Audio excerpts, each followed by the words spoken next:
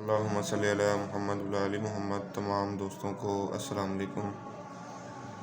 آج کا نسخہ میرے ان مریضوں کے لیے ہے جن کو ساگو دانے کی کھیر بنانے میں مشکل پیش آ رہی ہے۔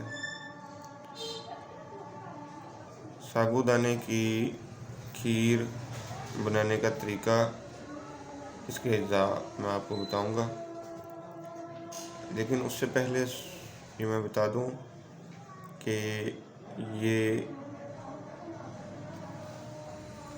خونی آبادی بواسیر کے لیے بہت فائدہ مند ہے۔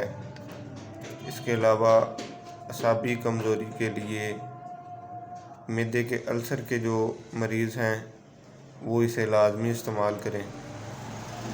ہڈیوں کی کمزوری کے لیے، اس کے علاوہ سرط انزال، کمر درد اور دماغی کمزوری کے مریض بھی اسے استعمال کریں۔ یہ انشاءاللہ ایسے تمام امراض میں بہت فائدہ دے گی۔ جی، اس کے اجزاء نوٹ کر لیں۔ ساگو دانہ لینا ہے 2 چمچ چاولوں والے۔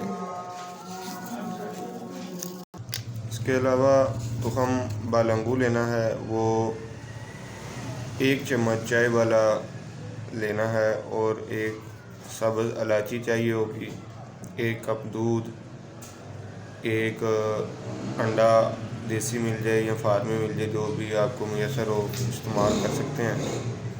اس کے علاوہ آپ اپنے مزاج کے مطابق چینی استعمال کر سکتے ہیں، شہد استعمال کر سکتے ہیں، کھجور بھی استعمال کر سکتے ہیں، اور سردیوں میں چھہارا بھی استعمال کر سکتے ہیں۔ اس کو بنانے کا طریقہ یہ ہے کہ ساگو دانے کو چولہے پہ رکھیں، کم سے کم 2 گلاس پانی استعمال کرنا ہے اس میں۔